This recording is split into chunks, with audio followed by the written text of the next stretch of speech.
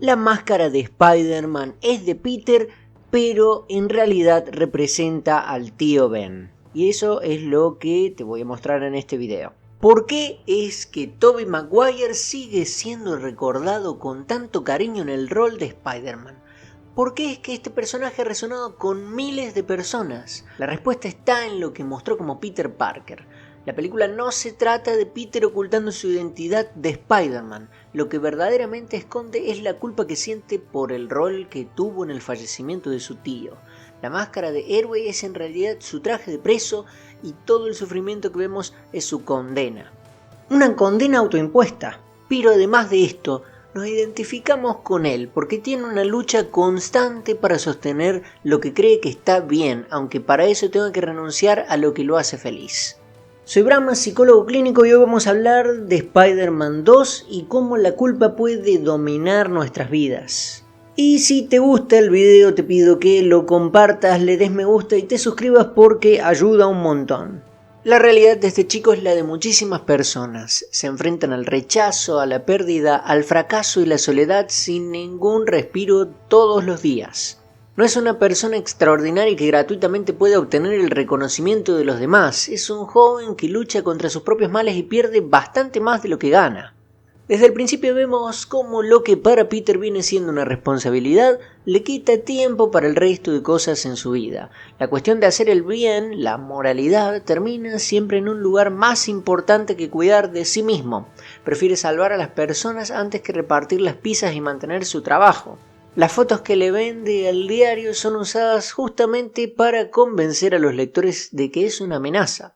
Está constantemente tratando de alcanzar la estima de los demás, pero siempre queda por detrás, del lado del desprecio. Estoy tratando de estar acá, entonces hacelo. Una frase que sirve perfectamente como ejemplo, pero que también abre la pregunta de ¿dónde está realmente Peter? La ausencia física no es la única porque podemos estar rodeados de personas y aún así estar en plena soledad. Sus amigos y su tía le hacen una sorpresa de cumpleaños del que ni siquiera se acuerda, todos señalan su ausencia. La tía que lo crió está hundida en deudas y aún así le da $20 como gesto de cariño, un acto que no viene solo con dulzura sino también con una profunda angustia porque señala la insuficiencia, el fracaso de Peter como alguien capaz de devolver lo que le han dado. La mujer insiste que se quede con el regalo que le hace mientras llora por la pérdida de su pareja, el tío Ben.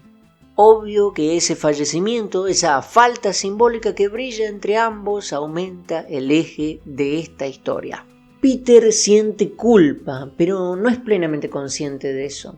Es un sentimiento que se tiene muchas veces, pero que no todas se puede rastrear exactamente el porqué. Es como la sensación de estar fallándole al otro. Cuando Mary Jane le dice lo mucho que le gustó verlo, él es incapaz de corresponder a esa energía erótica que los rodea. La inhibe porque todavía sostiene algo más, su deber.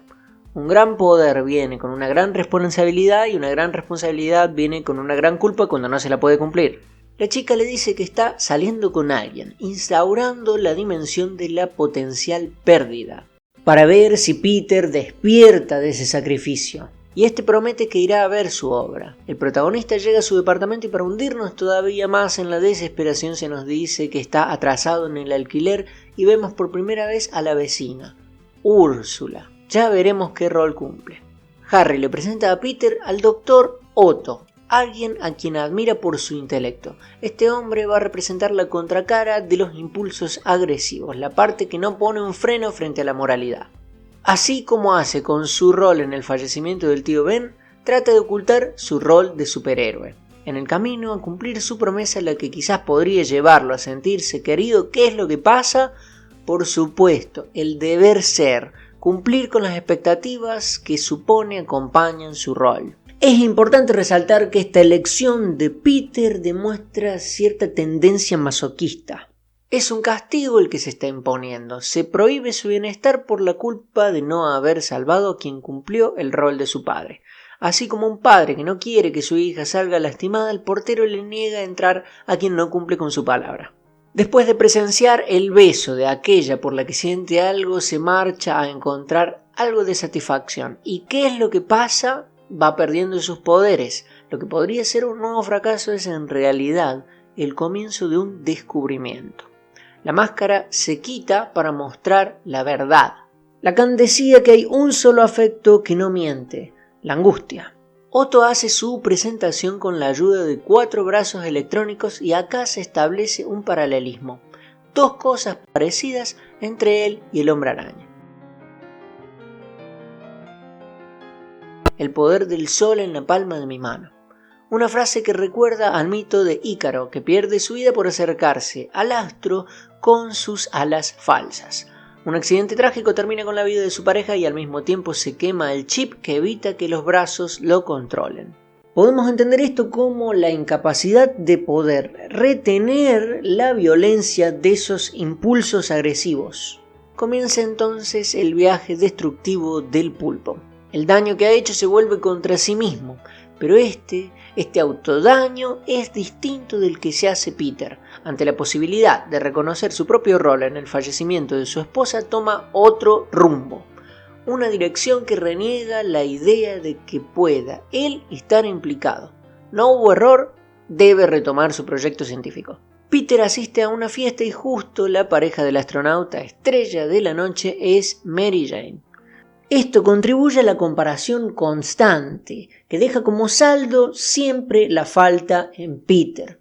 Peter siempre es el perdedor.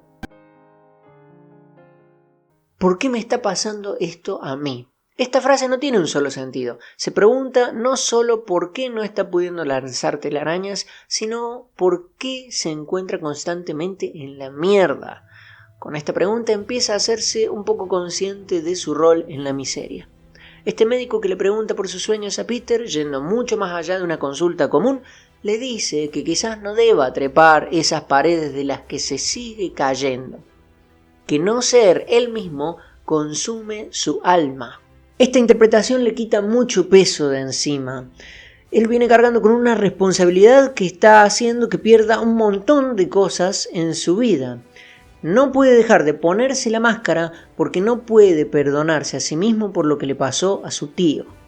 Después de esto, encima, tenemos una escena medio fantasía, medio sueño, donde Peter mismo rechaza a su tío, a pesar del amor que le tiene, porque trata de encontrar su propio camino. Hay otra película en el canal que habla sobre estos momentos de egoísmo sano. La dejo en los comentarios. Hermosa la escena, la verdad. Las vacaciones de la culpa comienzan y Peter se autoriza para ir a sus clases y por fin ver la obra de Mary Jane.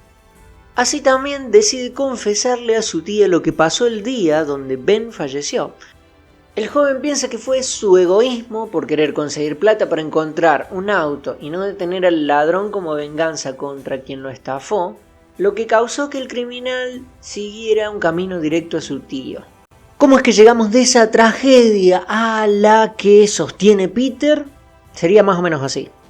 Cada vez que siente que se está cometiendo un acto injusto, recuerda el rol que tuvo en el asesinato de su tío y se ve obligado, se ve demandado a compensarlo con un acto justo, como si estuviera borrando o lavando la mancha anterior. Es por el hecho de que la prioridad en sus actos la ha tenido el tío Ben que Peter no ha sido un verdadero héroe. Ha estado limitando su felicidad por el sentimiento de culpa. Este sincericidio tiene un precio. En toda la película, la primera persona que logra atravesar este drama masoquista que rodea al protagonista es Úrsula, la vecina. A ella, Peter sí le permite mimarlo con una porción de torta y de paso no verse a sí mismo como una mierda. Ella es la primera que le da algo de bola al tipo que está constantemente sufriendo. El sobrino visita a su tía que está haciendo grandes cambios. Haber conocido la verdad la liberó. Le permitió poder cerrar el misterio en la desaparición de su marido reemplazándolo con un acto de valor. Un sacrificio en el nombre de lo correcto, el símbolo de un héroe real.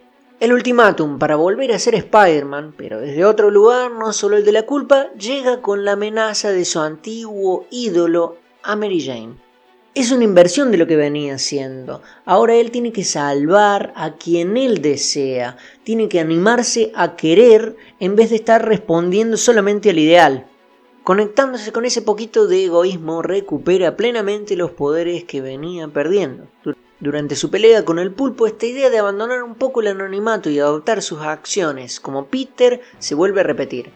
Antes de que el tren choque, pierde su máscara, dejando ver su rostro a quienes está ayudando. La lucha que tiene, el esfuerzo que hace, es recompensado por el aprecio que los salvados le tienen. No es la misma repetición de la insatisfacción que se viene mostrando, es un gesto desinteresado parecido al de Úrsula. El Doctor obtiene lo que quiere y entrega a su presa para la venganza de Harry.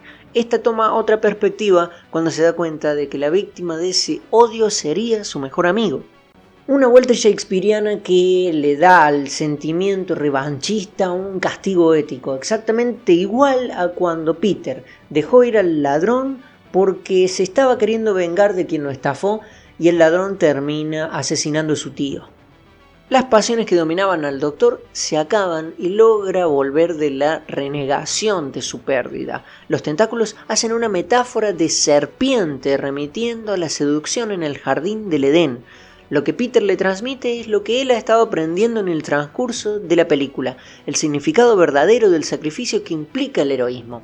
No la versión antigua formada por la culpa por la muerte, sino la entrega por el bien del otro.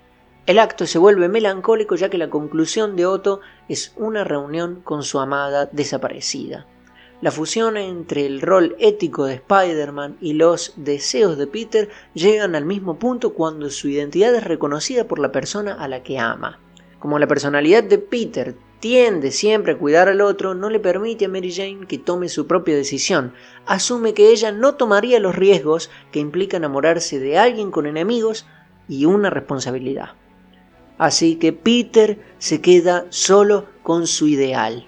La psicosis despierta en Harry, papel que le hubiera quedado mejor a cualquier otro que a James Franco, y pasa algo que me parece fundamental. Mary Jane abandona su casamiento y decide dejarse llevar por el deseo en contra de toda correspondencia con el deber y el idealismo. Es un personaje que no sostiene nada de lo que representa Peter.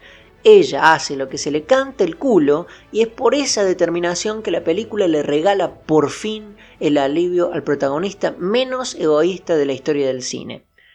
Peter así se deja salvar. La culpa junto con la angustia son experiencias muy comunes en las personas.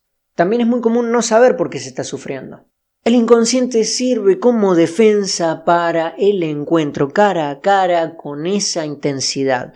Por eso justamente es que para poder seguir adelante hay que volver un poquito para atrás. Por hoy dejamos acá, nos vemos en otro video.